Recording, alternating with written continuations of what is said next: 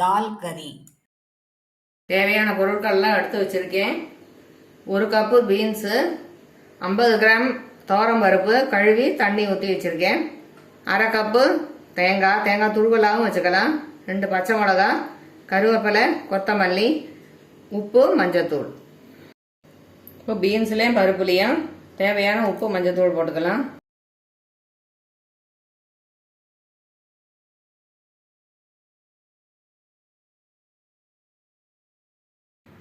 இதில் ஒரு 1/4 டம்ளர் தண்ணி ஊற்றிக்கலாம். ஊற்றி குலுக்கி விட்டுடலாம். இப்போ குலுக்க முடியாதவா இந்த மாதிரி கலரி விட்டுக்கோங்க. ஒரு ஸ்பூனை கரண்டியாக வச்சு கலரி விட்டுக்கோங்க. அதே மாதிரி இதையும் கலக்கி விட்டுக்கலாம். இப்போ இதை குக்கரில் வேக வைக்க போகிறோம். குக்கரில் வேக வைக்கிறதுனால அந்த நியூட்ரிஷன் எல்லாம் அப்படியே இருக்கும். முதல்ல பீன்ஸ் வச்சுக்கலாம்.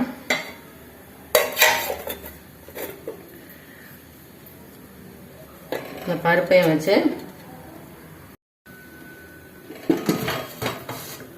ஒரு 3 விசிலுக்கு வேக வைக்கணும். அது வேகிறதுக்குள்ளேயே நம்ம இந்த தேங்காயெல்லாம் அரைச்சி ரெடியாக வச்சுப்போம். கொத்தமல்லி,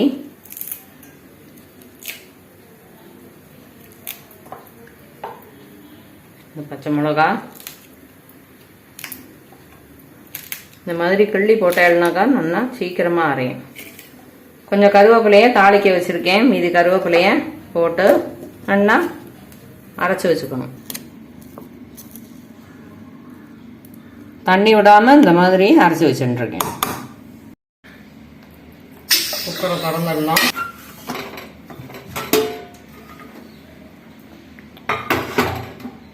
சூப்பராக மஞ்சள்னு பருப்பு வந்துருக்கு பாருங்க. இதையும் எடுத்து வெளியே வச்சுக்கோங்க. வானொலி அடுப்பில் வச்சு அடுப்பை பற்ற வச்சுருக்கேன். 2 ஸ்பூன் தேங்காய் எண்ணெய் விட்டுக்கிறேன். எந்த எண்ணெய் வேணாலும் விட்டுக்கலாம். சமையல் எண்ணெய் விட்டுக்கலாம். 1 ஸ்பூன் கடுகு போட்டிருக்கேன். வடிக்கட்டும். அது வடிக்கிறதுக்குள்ளே இதை மசிச்சு வச்சுக்கலாம்.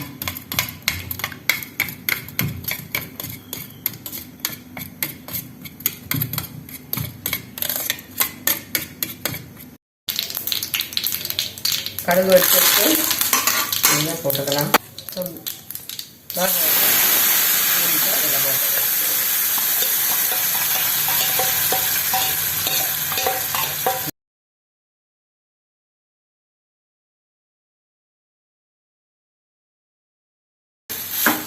கொஞ்சம் இந்த தண்ணி வைக்கட்டும். ஆண்டி, பருப்பு உசுலிக்கும் இதுக்கும் என்ன வித்தியாசம்? இதுவும் பருப்பு போட்டு தானே பண்ணுறேன் அப்படின்னு உங்களுக்கு சந்தேகம் வரலாம். ஆனால் பருப்பு உசுலியோட இது ரொம்ப ஈஸியாக மெத்தட். பருப்பு உசுலிக்கு பருப்பை வேக வைக்க மாட்டோம். நம்ம முதல்ல ஊற வைப்போம். மிளகா வத்தலோடு ஊற வைப்போம். அப்புறம் ஆவியில் தான் வைப்போம். பருப்பு வேக வைக்கிறதுங்கிறது இந்த மாதிரி வெயிட் போட்டு வேக வைக்க மாட்டோம். ஆனால் அதை விட இது ரொம்ப ஈஸியான மெத்தடு. தண்ணி நல்லா வச்சு எடுத்து பாருங்க. இப்போ இந்த பருப்பை இதில் போட்டுடலாம். இது டேஸ்ட்டும் டிஃப்ரெண்ட்டாக இருக்கும். பண்ணுற மெத்தடும் டிஃப்ரெண்ட் இருக்கிறதுன்னு ஆனாலும் டேஸ்ட்டும் நல்லா டிஃப்ரெண்ட்டாக இருக்கும். நம்ம பருப்பு உசுலி மாதிரி இருக்காது. அது வந்து சூப்பராக இருக்கும். சும்மா ஒரு வாட்டி இந்த மாதிரி மிக்ஸ் பண்ணி விட்டுடலாம். பார்க்குறதுக்கே எப்படி இருக்குது பாருங்க. சூப்பராக இருக்குது பார்க்குறதுக்கு. இப்போ இந்த தேங்காய் மிக்சியில் போட்டு அடித்து வச்சுருக்கோம் இல்லையா, அந்த தேங்காயை இதில் சேர்த்திக்கலாம்.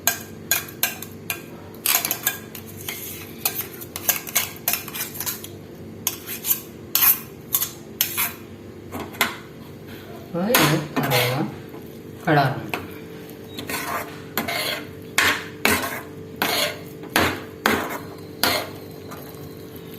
தேய்ச்சி தேய்ச்சி கலக்கணும்னாக்கா சீக்கிரமாக மிக்ஸ் ஆகிடும். தண்ணி கம்ப்ளீட்டாக வச்சு எடுத்து இப்போ அடுப்பை ஆஃப் பண்ணிட்டு கொஞ்சம் பெருங்காயத்தூள் ஒரு 1/2 ஸ்பூன் அளவு போட்டிருக்கேன். அதையும் மிக்ஸ் பண்ணி விட்டுட்டாக்கா ரெடி ஆகிடும்.